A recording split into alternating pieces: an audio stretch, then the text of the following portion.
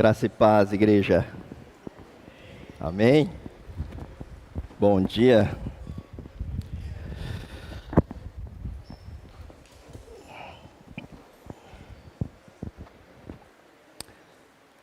Primeiro eu gostaria de agradecer essa caminhada em nome de toda a minha família. São 6 anos e o tempo passa rápido, né? Nós queremos agradecer por todo o cuidado que a gente recebeu, o cuidado com os nossos filhos, principalmente. E essa é uma igreja que nos abençoou, é aqui que a gente foi curado, transformado de muitas coisas. E é uma gratidão estar aqui hoje.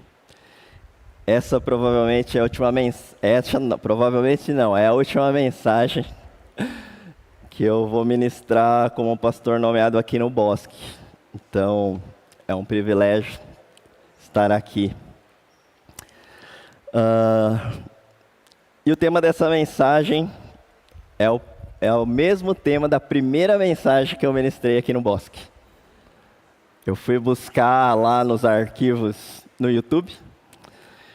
E quando eu vi a mensagem, era exatamente aquilo que eu estava pensando em ministrar como a última mensagem. E foi a primeira. Eu não vou comparar, tá? Não façam isso.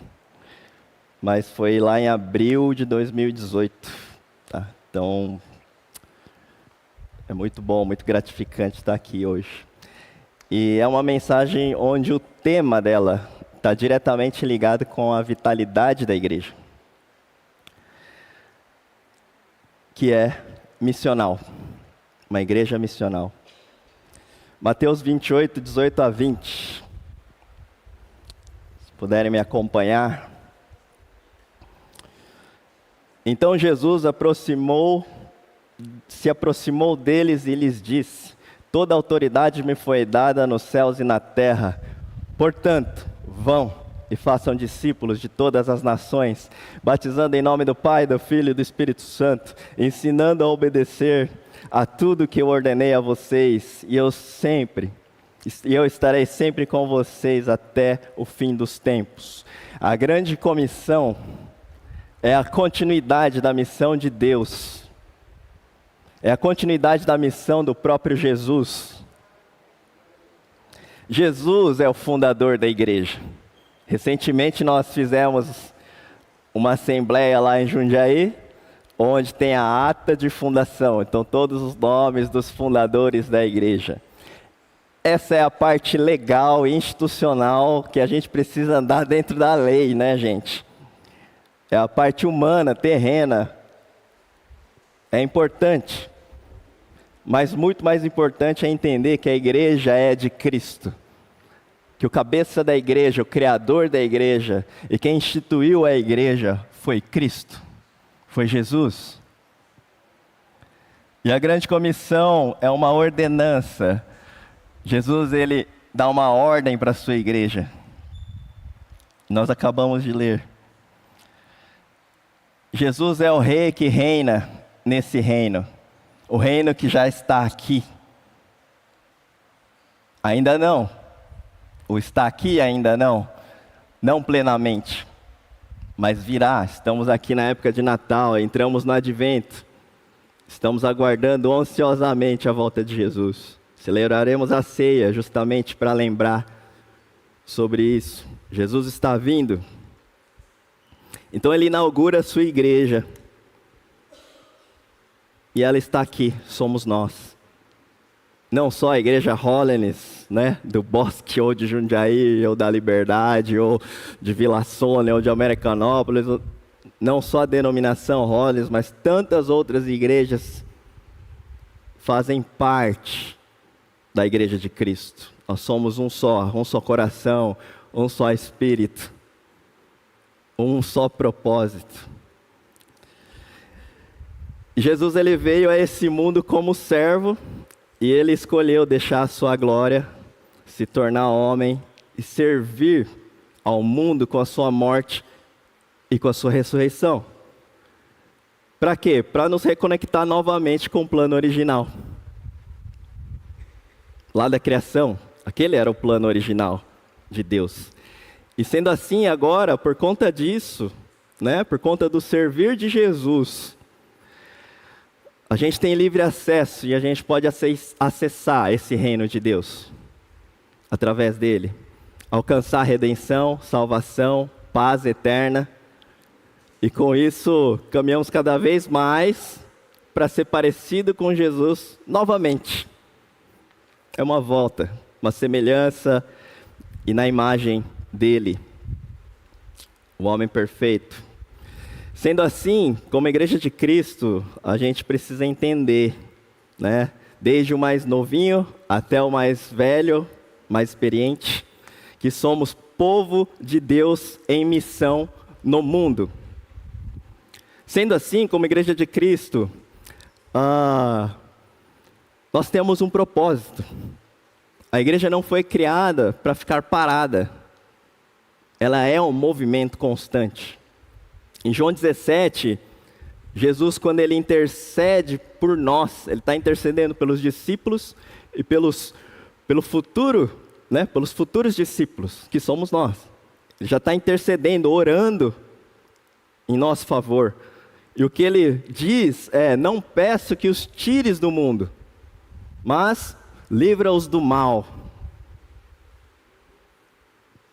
A oração de Jesus pelos seus seguidores não é assim, não, salva eles, tiram eles lá do mundo, já está tudo bem. Aquele que entregar a vida para Jesus, Deus, leva para a glória. Pelo contrário, fala, cuida deles, livra-os do mal, para que eles continuem servindo e cumprindo a missão que nós demos a eles. Mas como cumprir então essa missão? A gente está falando aqui de algo que está escrito, né? Mas tem a parte prática. Como a gente pode cumprir essa missão? E aqui eu separei alguns pontos. O primeiro dele é testemunhando. Atos 1:8. Mas receberão poder quando o Espírito Santo descer sobre vocês, e serão minhas testemunhas em Jerusalém, em toda a Judéia e Samaria e até os confins da terra. Deus nos chama para servir como testemunhas dele. E o que é uma testemunha, né? O que a testemunha faz? É alguém que assistiu, é alguém que vivenciou, que viu um acontecimento, uma verdade, um fato. E aí essa pessoa pode testemunhar o que ela viu de fato. A testemunha, quando é chamada, vem testemunhar. O que ela está fazendo? Ela está atestando uma verdade. Ela está dando veracidade para um acontecimento, um ato. Mas o que é esse ato? O que é esse acontecimento? Né? Que a igreja testemunha, que você e eu testemunhamos da parte de Jesus. É o Evangelho. Em resumo, nós entendemos que nós como humanidade nos rebelamos contra Deus por conta do pecado. Quando pecamos, a gente se torna rebelde. A ligação é cortada, o fio que nos liga é cortado. E aí, por nós mesmos, pela nossa própria força, pelo nosso próprio sacrifício, é impossível alcançar perdão, porque nós somos pecadores.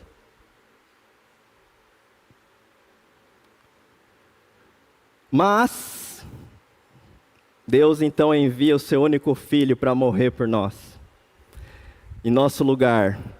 E aí ele sim pode fazer isso, porque ele é um cordeiro santo, puro, sem defeitos, sem pecado.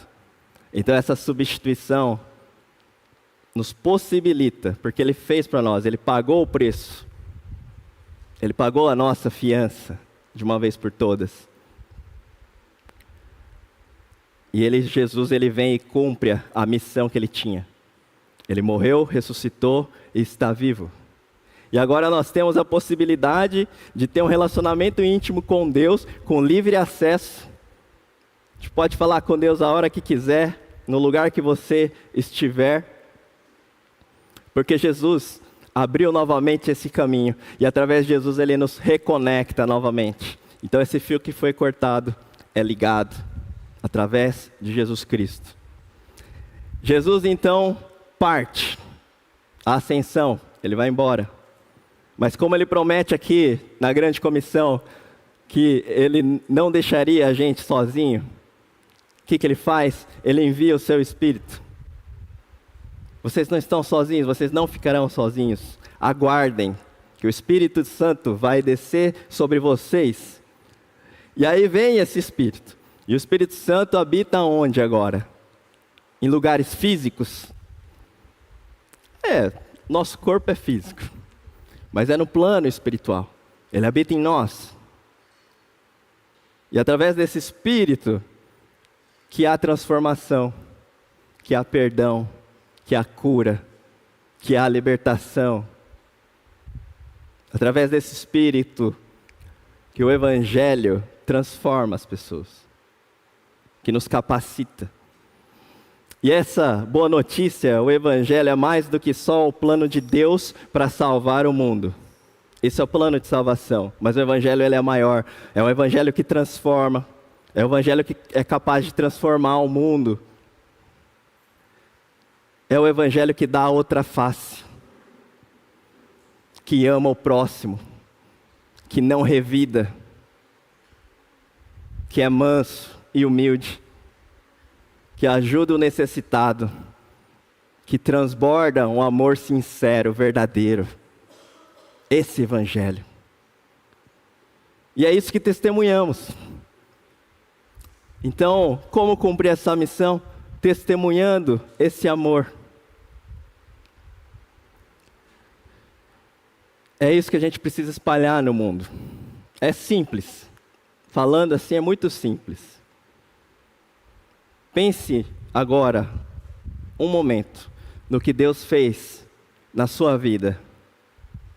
Como você era antes, como você é agora. O que esse poder do Evangelho fez na sua vida. Toda a transformação, toda a melhoria na sua vida, de caráter, que vem de dentro para fora e que transparece, transformando até os comportamentos, transformando o ambiente da própria casa, transformando o ambiente da sua família, transformando o ambiente do seu trabalho. O que o Evangelho fez? O que Deus fez na sua vida? Que pessoa você era e que pessoa você é hoje? Testemunhe isso. Testemunhe isso. Conte com o seu coração, de todo o seu coração, o que Deus já realizou na sua vida. Testemunhe o Evangelho. É assim que a gente avança. Nós temos que ser coerentes com aquilo que a gente fala. E nada mais coerente para dizer daquilo que Deus fez na sua própria vida. Mas tem um outro ponto. É inevitável o fato de que a gente vai nadar contra a maré. Não tem jeito. A cultura, a sociedade, o sistema, o pecado, o inimigo vão sempre bater de frente com os filhos de Deus. É inevitável, vai acontecer. Porque a maioria dos conceitos que esse mundo prega, que esse mundo fala, que esse mundo ensina a nós, aos nossos filhos, todas as gerações que vêm, vai justamente contra os princípios cristãos. Justamente contra aquilo que a palavra diz. É natural que isso aconteça. Então, se você está nadando a favor da maré, fique atento. Fique atento.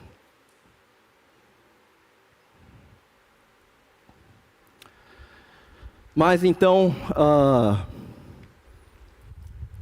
como fazer isso? Como nadar contra a maré? Sendo testemunhas com a nossa maneira de viver. com a nossa maneira de falar, com a nossa maneira de tratar as pessoas, de ouvir as pessoas. Tem um amigo meu, irmão lá da igreja, que ele está tentando pregar o evangelho para uma pessoa, um amigo. E esse amigo ele fica falando, e aí quando ele vai falar alguma coisa, ele muda de assunto. Aí eu falo, parece que ele só quer falar. Então eu fico só ouvindo. Falei, isso aí. Você já testemunha com a sua própria vida. Ele tem abertura para falar com você. Então ouça. Se tiver uma oportunidade, Deus vai mostrar e Deus vai dar. E aí você fala. Nós precisamos ouvir mais do que falar. Nós precisamos viver mais do que falar. Mas é necessário falar também. Porque esse é o meio que Deus escolheu para a pregação do evangelho. Outra maneira é depender de Deus. A gente precisa viver uma vida que depende de Deus. Quando a gente precisa clamar ao Senhor por alguma coisa, Deus, Ele age sobrenaturalmente. Então você precisa manifestar o sobrenatural na terra. Entende? Ligar no céu, ligar na terra, Deus vai fazer através da tua vida. Então você precisa clamar ao Senhor. Quando alguém está doente, quando alguém está precisando, você pode orar. Eu não sei o que fazer para essa pessoa. Se você não sabe falar nada, você travou, você fala, posso orar por você? E ora. Ora por ela. O Espírito Santo de Deus vai dar as palavras certas. O Espírito Santo de Deus vai operar um milagre, se Ele quiser operar, para que a glória de Deus se manifeste. Lembrando que Paulo escreve uma carta aos Filipenses, em um momento que ele se encontrava preso. E o testemunho dele, ser preso por conta de Jesus, estava gerando o que nas pessoas, né? No povo de Deus? Determinação e destemor. A igreja estava inspirada com o testemunho de Paulo. Filipenses diz assim: quero que saibam, irmãos, que aquilo que me aconteceu tem, ao contrário, servido para o progresso do Evangelho. Como resultado, tornou-se evidente a toda a guarda do palácio, a todos os demais que estão na prisão por causa de Cristo.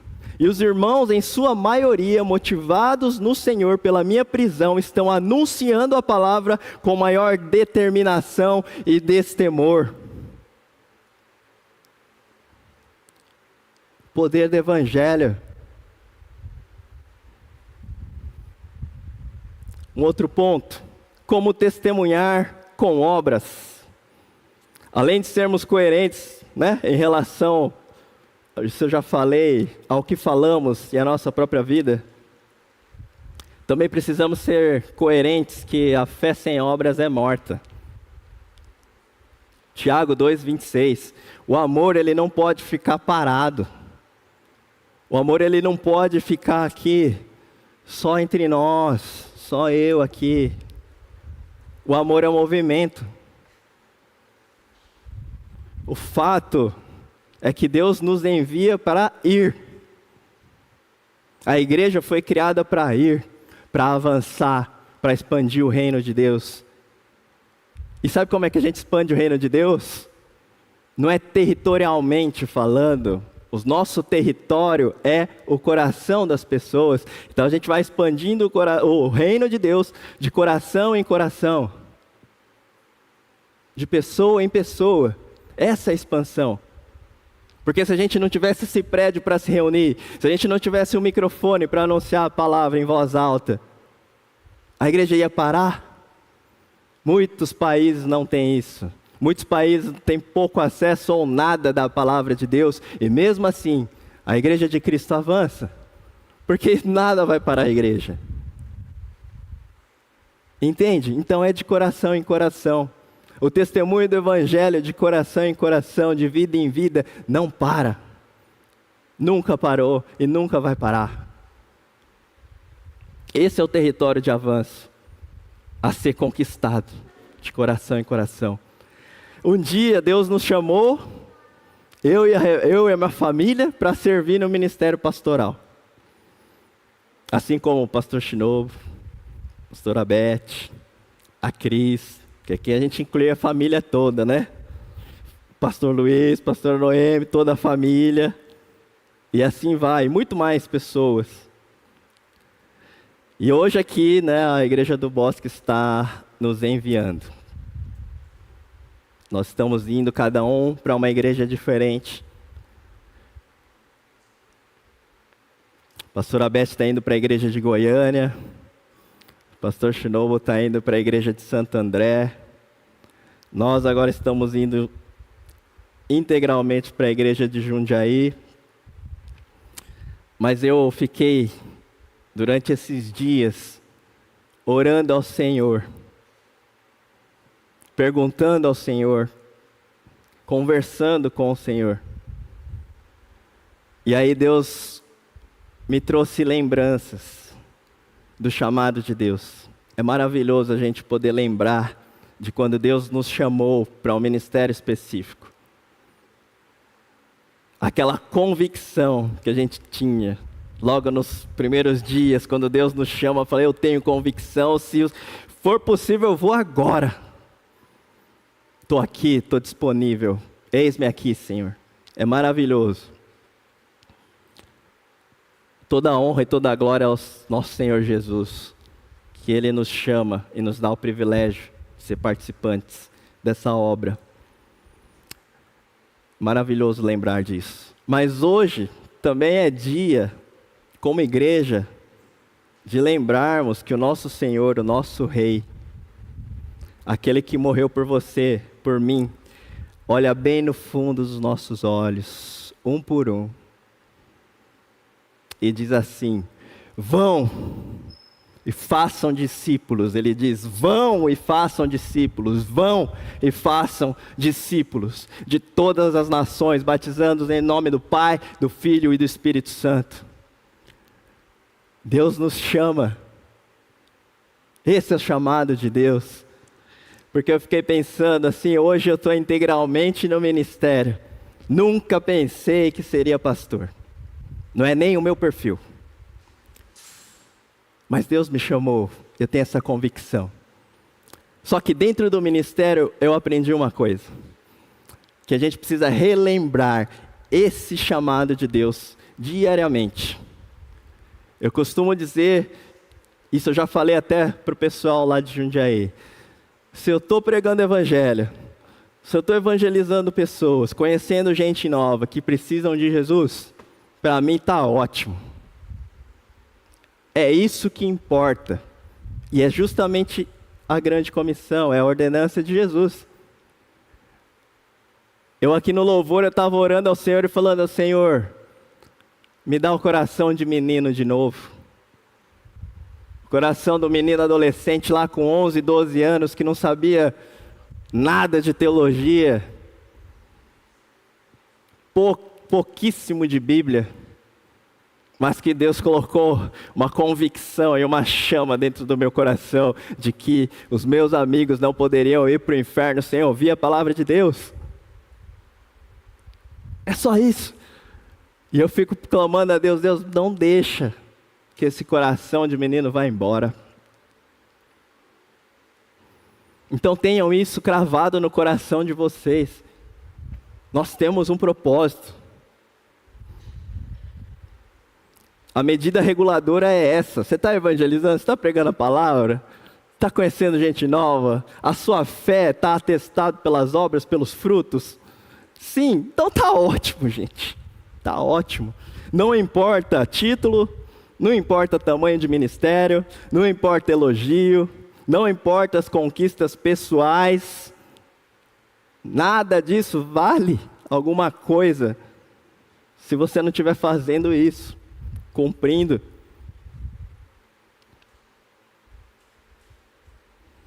Não me envergonho do Evangelho, porque é poder de Deus para a salvação de todo aquele que crê, primeiro do judeu, depois do grego. Aí eu vou complementar, do brasileiro, do japonês, do africano, do europeu, do indígena, do sertanejo, dos quilombolas, de todas as nações. Todas as nações. E a pergunta, concluindo, que eu quero fazer hoje é: que igreja você quer ser? A pergunta que você precisa fazer é: que igreja eu quero ser? Tem discussões que a gente vai passar. Ah, tá calor. Ah, tá muito frio. Colocamos ar-condicionado lá, porque o boss que nos abençoou. Uma semana tá muito calor, na outra semana tá muito frio. E sabe qual que é a minha conclusão disso? São pessoas sentem de maneira diferente, não só a temperatura, mas tudo. Pessoas entendem de maneira diferente, pessoas têm suas histórias diferentes. E não tem problema nenhum. Mas a pergunta é: que igreja eu quero ser? Se você vai criticar alguma coisa da tua igreja local, primeiro você fala assim para você mesmo: que igreja eu estou sendo? Entende? Porque a igreja somos nós, não é prédio, não é estrutura, mas são os corações, somos nós. Nós somos a igreja de Cristo. Você quer ser uma igreja missional que faz a vontade de Deus, ou uma pseudo-igreja que não está cumprindo o que Jesus ordenou? A igreja somos nós. E a igreja foi criada para fazer diferença no mundo. Vamos fechar os nossos olhos? Quero orar por vocês, por nós.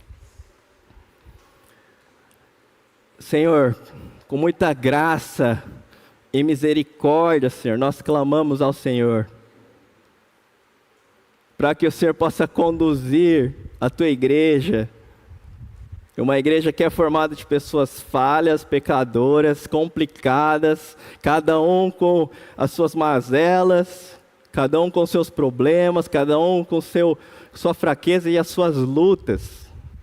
Mas mesmo assim, Senhor, por conta do teu amor e tua misericórdia, o Senhor escolhe fazer a tua obra, a sua missão, que o Senhor começou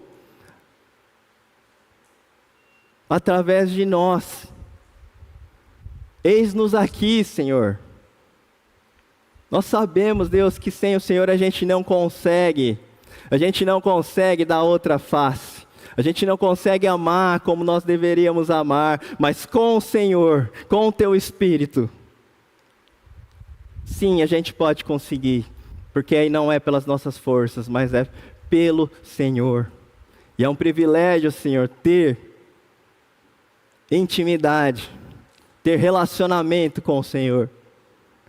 Nos ajuda, Senhor, a ter cravado nos nossos corações que nós precisamos ser essa igreja que cumpre a sua missão. Essa é a vitalidade da igreja. Porque se a igreja perde isso, ela já está indo para o caminho errado.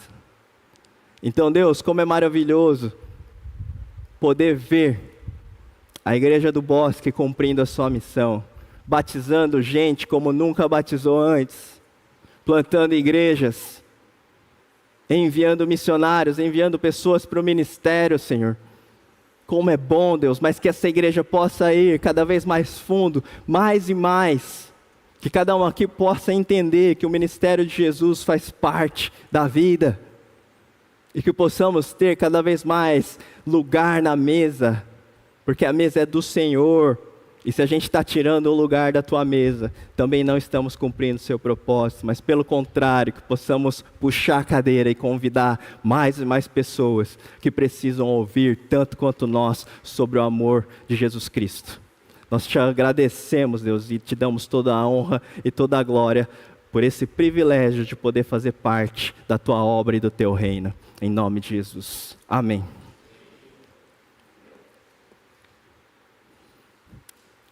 Ceia já? Amém.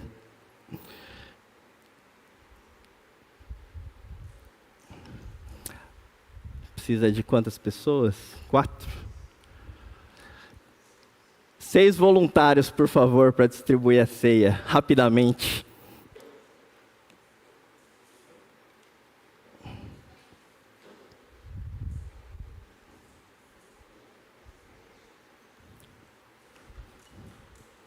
Amém. Podem pegar aqui tem o cálice, o pão.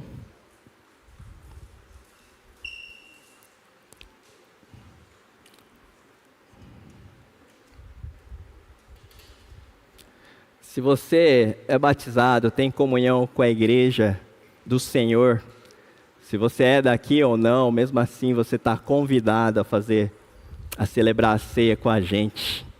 Tá bom? O pessoal vai estar distribuindo.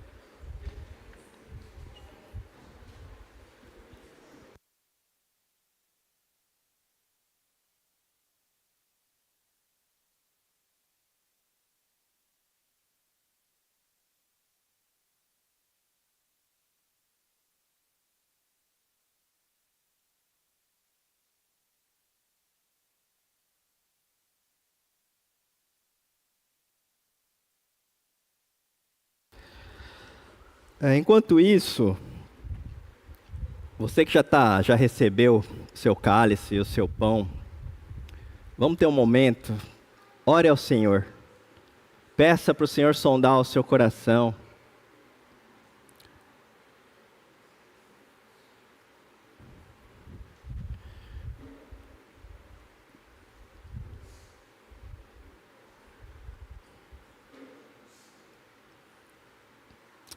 É o tempo de você se examinar.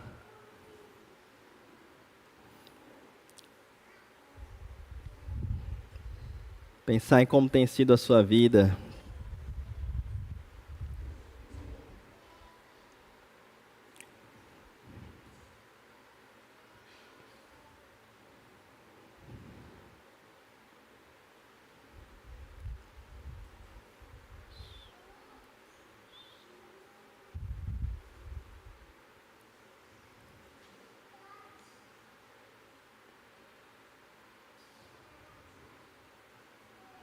Lembre-se de quando você entendeu o Evangelho pela primeira vez.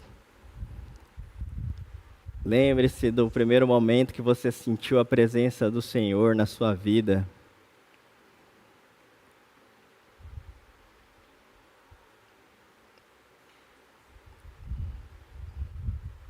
Lembre-se desse Deus justo e bondoso.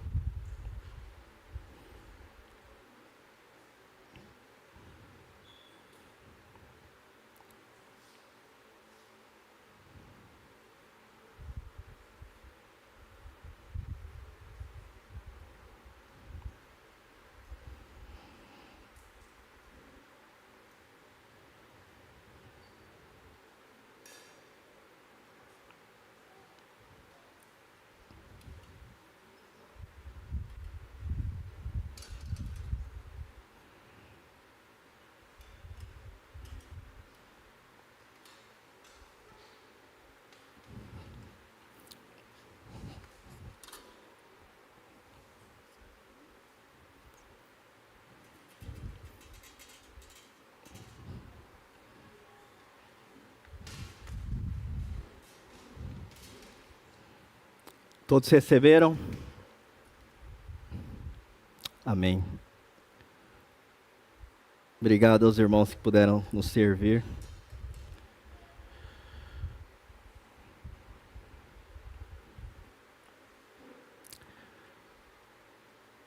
Na noite em que o Senhor Jesus foi traído, ele tomou o pão, agradeceu a Deus, partiu e disse: "Esse é o meu corpo que é entregue por vocês." Vamos comer o pão?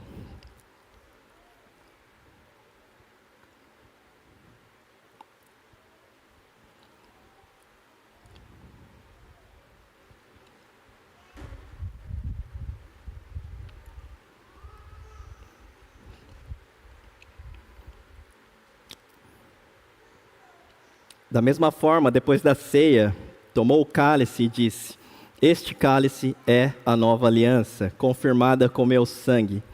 Façam isso em memória de mim.